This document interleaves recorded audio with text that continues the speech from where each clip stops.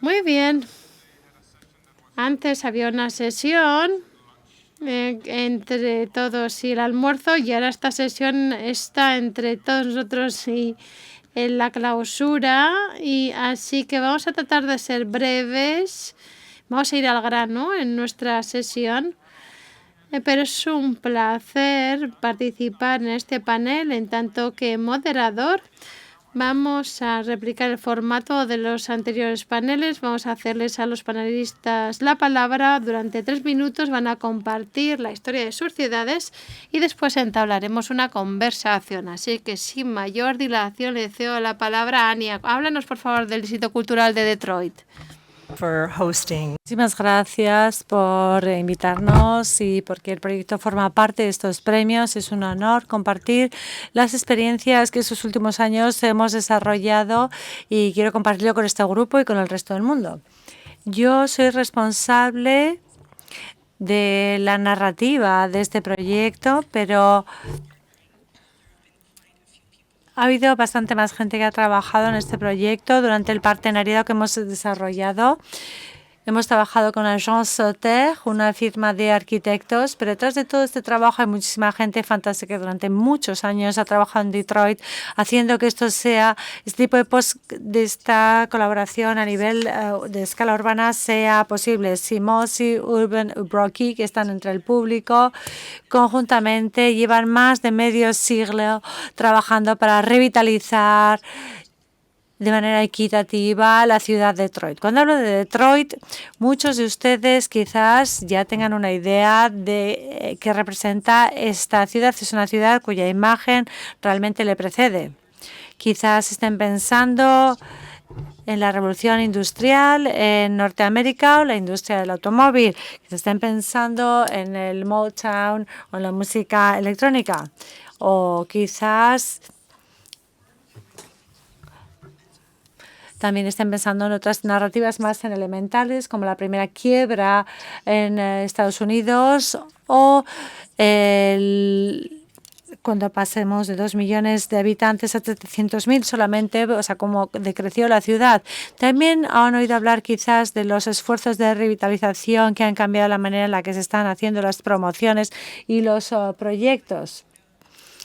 Lo que quizás no saben es que en el centro de la ciudad hay un distrito que se llama Midtown y ese distrito, este barrio, es uno de los con mayor densidad, más centros culturales de Estados Unidos.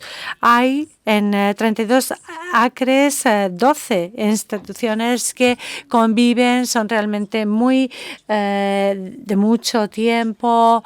La Charles A., el Museo de Historia Afroamericana, una preciosa biblioteca pública. Otros son centros educativos como el College de Creative Study, la Universidad de Michigan, que también tiene ahí un edificio. Y luego hay otras instituciones más pequeñas dedicadas a acoger a migrantes, a nuevos inmigrantes a Detroit, y un instituto para celebrar la cultura helénica en Detroit, y luego también otra institución más pequeña para producción de arte en la ciudad. Así que el reto de este proyecto es que la suma de las partes no hace un todo. Todos existen en la misma geografía, esas instituciones, pero básicamente están en distintas zonas como modernistas que carecen de infraestructuras intermedias. No hay una dinámica, no hay un paisaje dinámico que actúe como catalizador dentro de esta comunidad ni para regenerar la comunidad.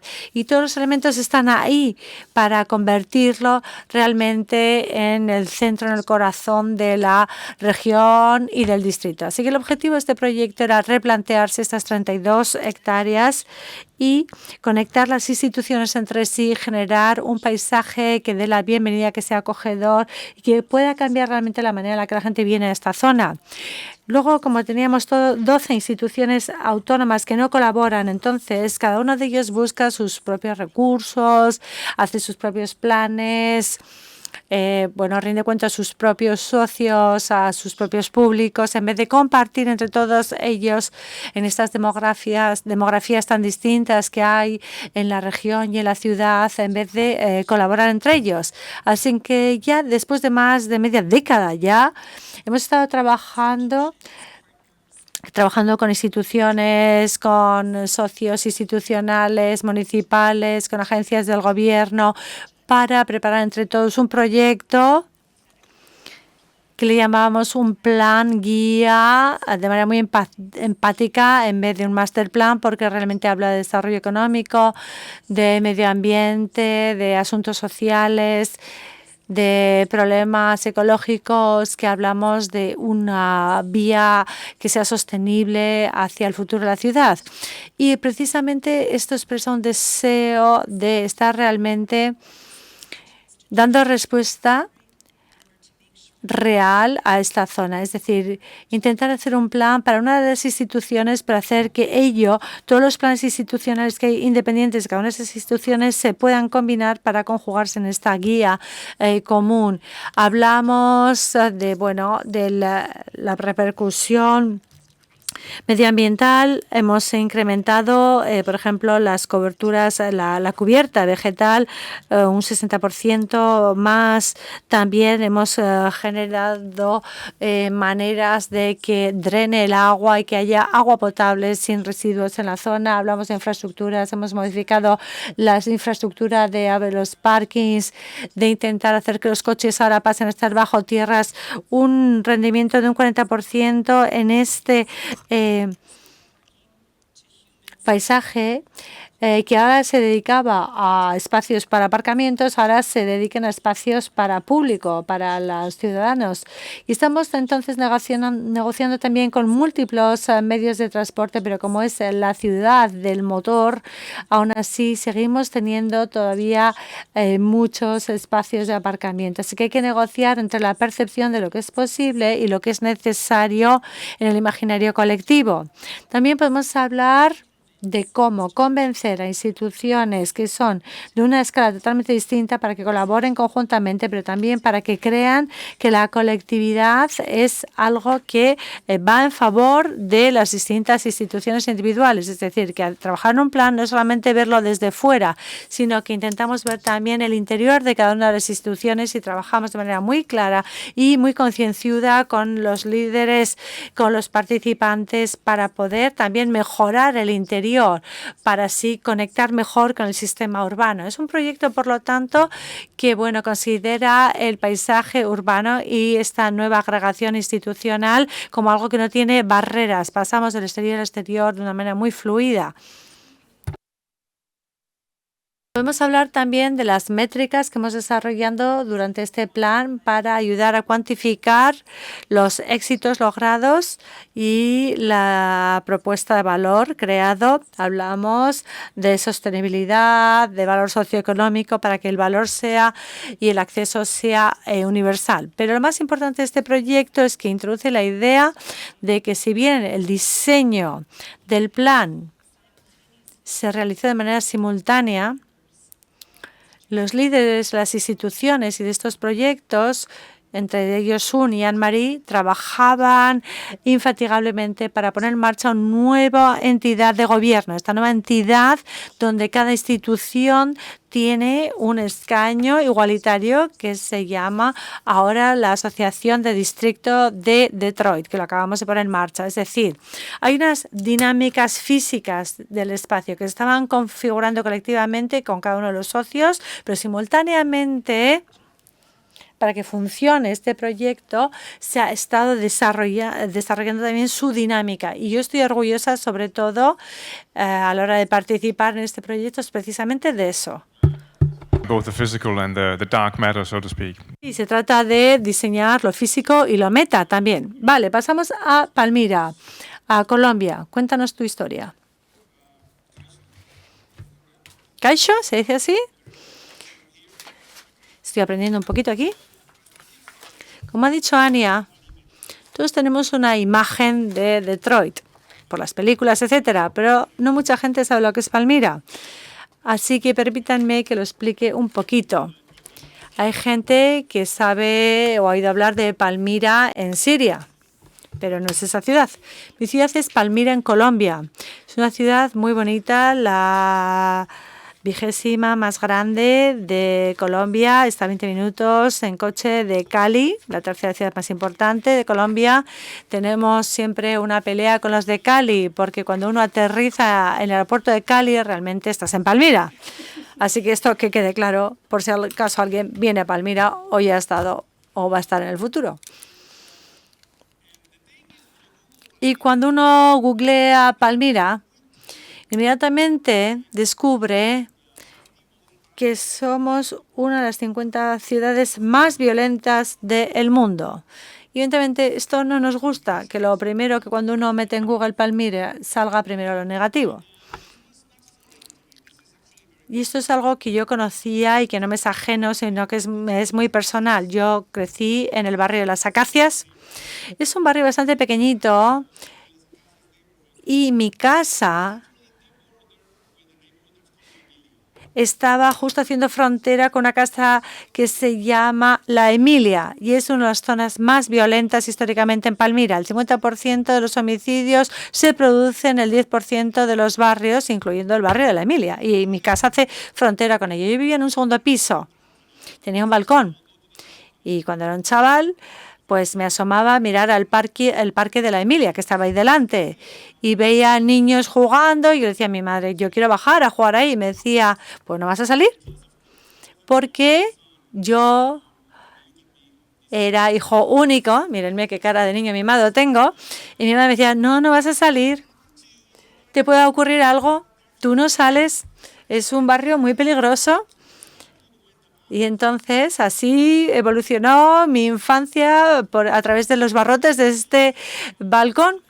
Estaba yo en esa posición de confort y de privilegio en mi balcón. Pero llegó un momento en mi vida en el que decidí salir de ese balcón y me presenté a alcalde y increíblemente gané. Y ahora, bueno, es muy fácil decir lo que uno tiene que hacer o se supone y luego cuando tienes que hacerlo es una cosa totalmente distinta.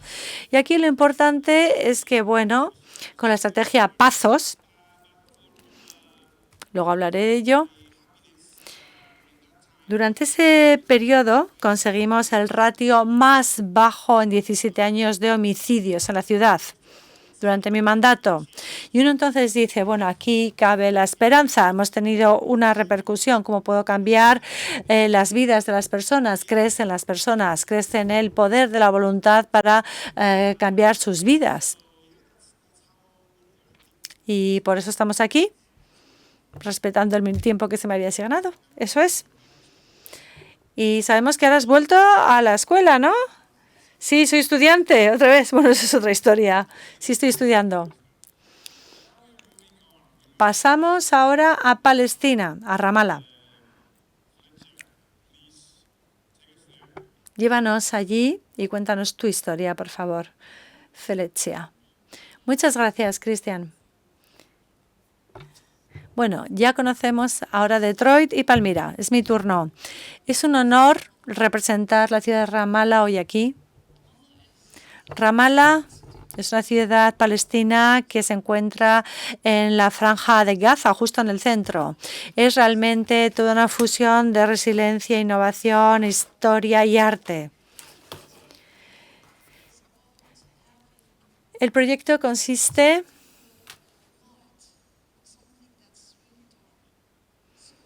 en algo que es bastante turbio. Es decir, a pesar de que vivimos bajo la ocupación israelí militar,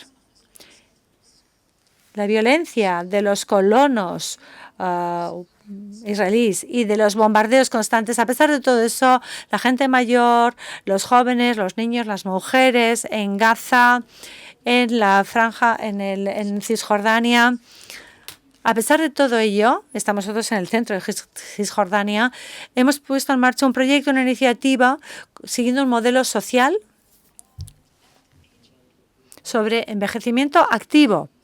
Has hablado tú de los jóvenes, Oscar, y te has hablado de zonas degradadas. Yo estoy hablando de la gente mayor, que no es algo que es un reto específico del Mediterráneo de Palestina, es un reto a nivel mundial.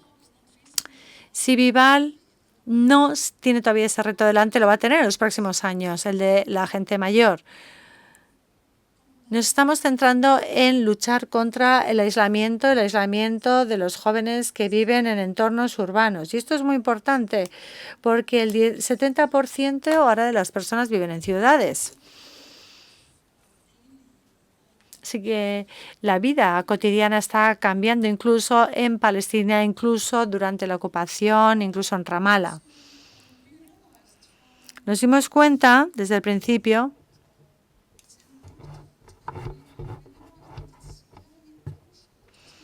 que es fundamental trabajar con otras organizaciones en equipo de todas las dimensiones, con personas de todas las edades y también con agentes que vienen de distintos entornos. Y como Charles ha comentado esta mañana en su presentación, no podemos generar un cambio positivo si no lo hacemos conjuntamente, pero es un reto trabajar conjuntamente. Es un reto que también hay que entender los intereses de todos nuestros socios, de dónde vienen y cuál es el objetivo común por el que querríamos todos trabajar juntos. Y creo que juntos precisamente podemos ser más fuertes y crear unas comunidades más resilientes, más fuertes, donde todo el mundo pueda realmente desarrollarse plenamente, incluso la gente mayor. Un grupo marginalizado de nuestra ciudad se le puede proteger simplemente a través de una serie de iniciativas. Es muy importante entender que nuestra iniciativa, nuestro modelo social, se centra en la gente mayor que es capaz de cuidarse de manera autónoma. Según las estadísticas locales en Palestina, aparentemente el 60% de las personas mayores son capaces de cuidarse solos. Sin embargo, todos los recursos y las iniciativas son para los que no son capaces de hacerlo. Y creo que esto hay que reorganizarlo. Creo que hay que ofrecer, no diría servicios, sino iniciativas que puedan funcionar para la gente mayor que puede cuidarse sola. Como he dicho antes, en el centro de esta iniciativa hay un modelo social basado en 3 pilares. El primero es el intercambio de experiencias y conocimientos entre las generaciones. Esto es fundamental. La gente mayor puede aportar su conocimiento, su sabiduría, su experiencia, y los jóvenes aportar las actualizaciones tecnológicas, el uso de la IA, etcétera, que son cosas en las que no son solo buenas las personas de mayor edad. Estos programas y actividades sirven de puente intergeneracional. Luego, el otro pilar es sobre el desarrollo de capacidades. Nosotros fomentamos el aprendizaje continuo, ofreciendo oportunidades para que la gente mayor constantemente se esté formando, tenga nuevas habilidades. Por ejemplo, a través de la fotografía, la escritura creativa, las manualidades, incluso aprendiendo otros idiomas. Hace poco hemos tenido un curso de español. Así que ahora sé decir, hola, ¿cómo estás?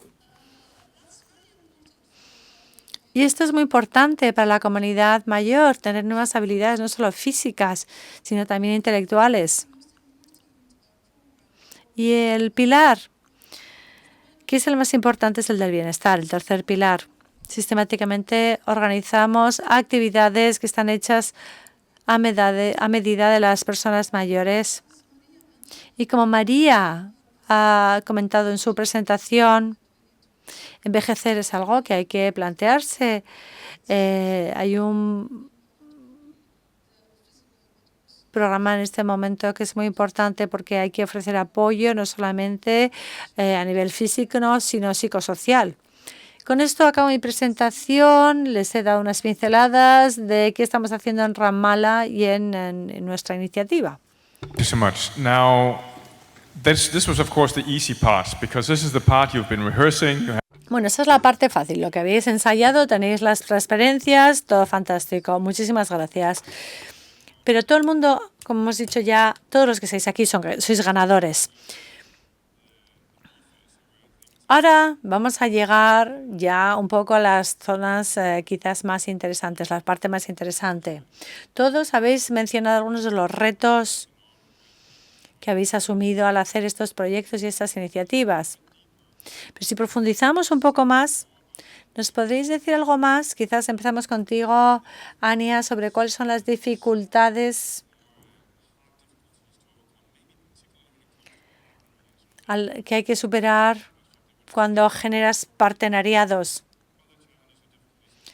Y otros también háblanos de otros retos o dificultades que habéis encontrado en este recorrido.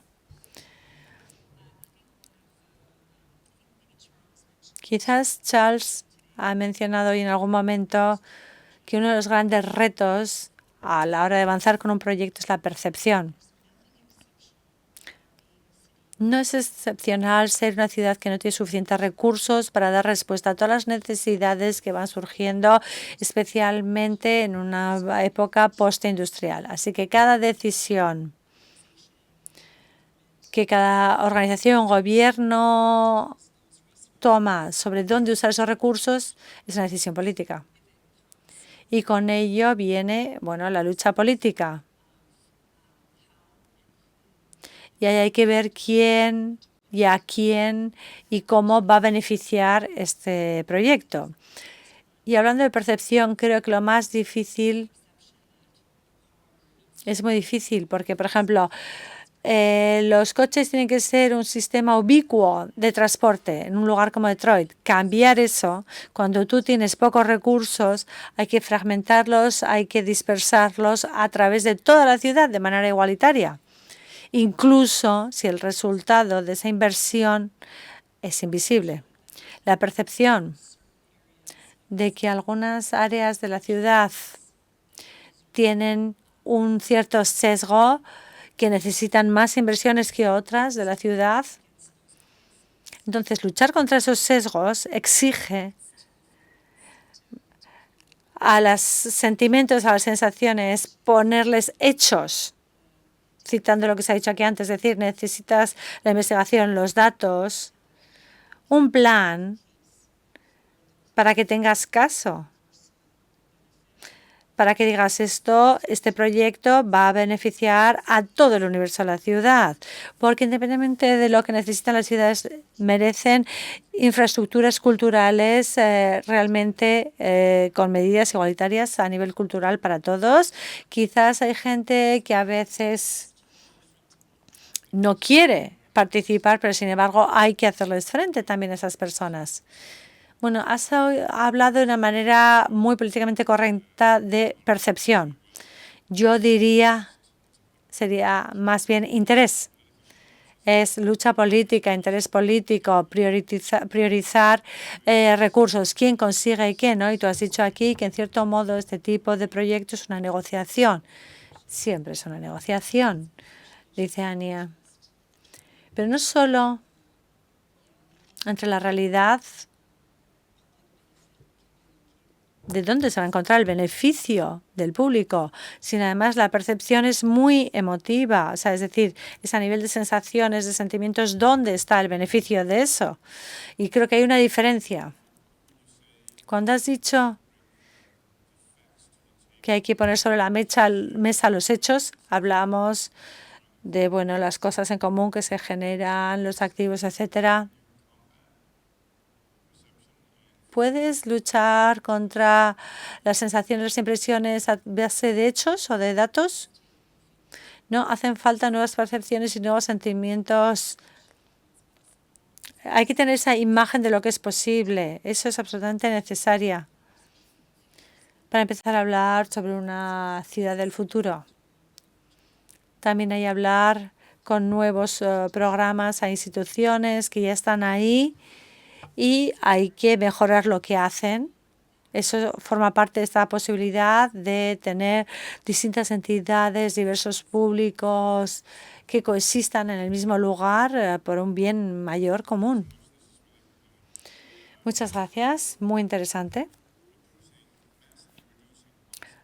Reducir el ratio de homicidios de manera realmente muy importante, bajar la violencia, ¿no? Desescalar la violencia entre los jóvenes es muy importante. Esto creo que no ha sido solamente una cuestión de partenariado, sino trabajar con distintos intereses y entidades. ¿Cómo ha superado los obstáculos que había?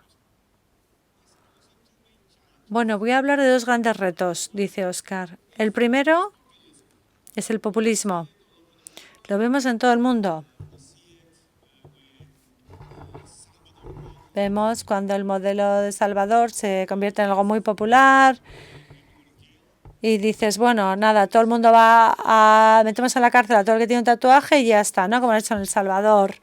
O como estamos viendo ahora, estamos pensando que si bombardeas al enemigo, te lo cargas. No funciona, sencillamente no funciona. Violencia genera más violencia, punto y aparte. Pero sin embargo, es como muy popular tener guerras. Los conflictos son muy populares, ¿no? Y eso genera muchos votos y lo vemos en muchos países todos los días. Eso fue el gran reto, superar esta idea de lo que necesitamos en Palmira es más policía, meter más gente en la cárcel, hacer este tipo de cosas, ¿no? Un poco duras. Y la ventaja es que yo como alcalde había cosas que yo no podía hacer, que era no incrementar la policía, porque depende del gobierno.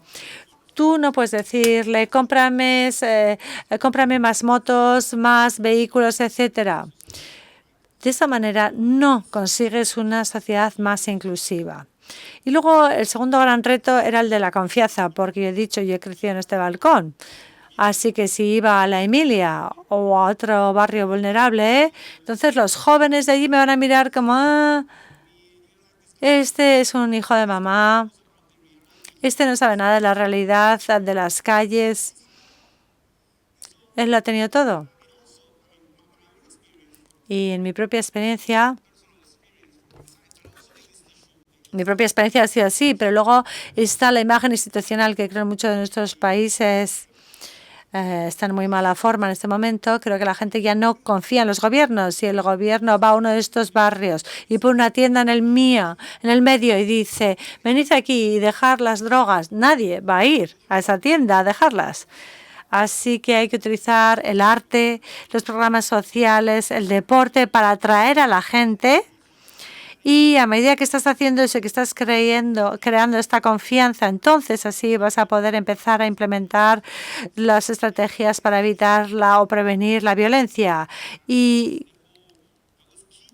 esto era fundamental para nosotros, precisamente, que no era solamente un programa de la oficina del alcalde, sino que se ha hecho con la Iglesia Católica, con la Pastoral Social de Palmira, con ProPacífico, con Fundación Ciudad, con otras entidades también mundiales, y cuando todos ellos trabajan conjuntamente, la gente dice, uy, esto parece algo distinto, voy a darle una oportunidad.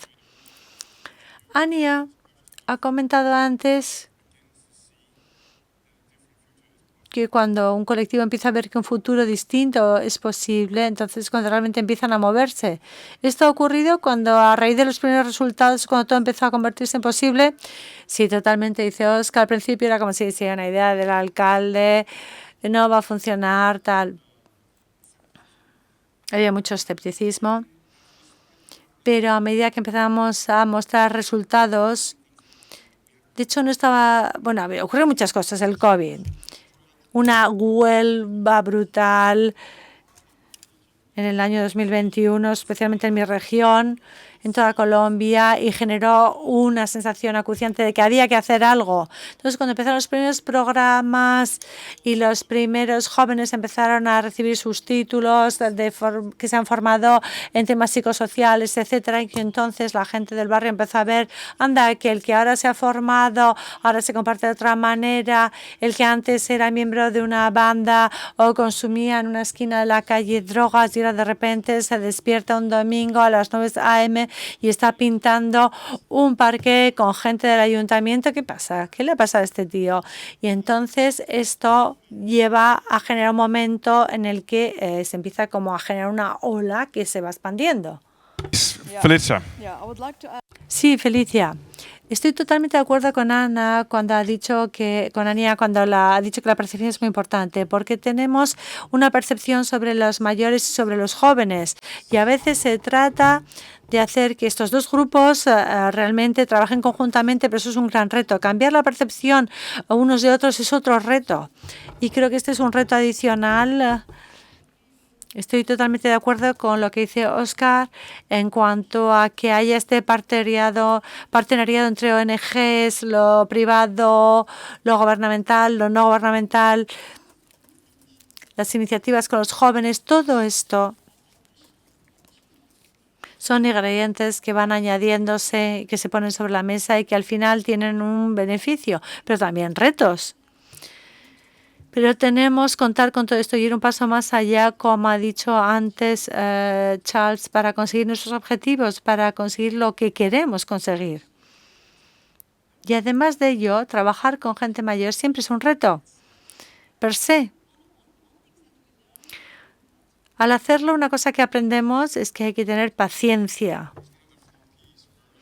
¿No? Creo que era una de las 3 P's del ejemplo de Londres. Sí, hay que ser flexible también. Y una cosa más que me gustaría añadir a lo que han dicho Oscar y Ania es la voluntad política. Es muy importante en una iniciativa que quiera tener éxito. Y eso es algo que tenemos que tratar siempre que nos planteamos nuevas ideas. Cuando uno es capaz de convencer a una persona de que nuestra iniciativa merece la pena ser implementada, creo que ahí ya hemos logrado probar nuevas ideas para luchar contra la violencia, para un plan estratégico, para trabajar en barrios muy densos o con la gente mayor. Creo que es muy importante convencer a las personas y que haya voluntad política también. Now we have a few minutes. Muy bien, nos quedan unos pocos minutitos, 3 o 4 por desgracia, porque bueno, ya se va haciendo tarde. Quiero lanzar una última pregunta. Estamos aquí para compartir, para intercambiar. Han sido muy transparentes, muy honestos y me gustaría pedirles consejo para otras ciudades, para otras personas que quieran replicar lo que ustedes han hecho, aplicar sus conclusiones, sus lecciones a su contexto. No sé, Felicia, ¿qué asesoramiento, consejo daría a los demás? Mi consejo sería que hablen con los beneficiarios, en nuestro caso, las personas más mayores, los ancianos. En Ramallah tenemos los comités consultivos de los mayores que nos están guiando precisamente, nos ayudan a sortear los escollos, los retos. Esto es muy importante.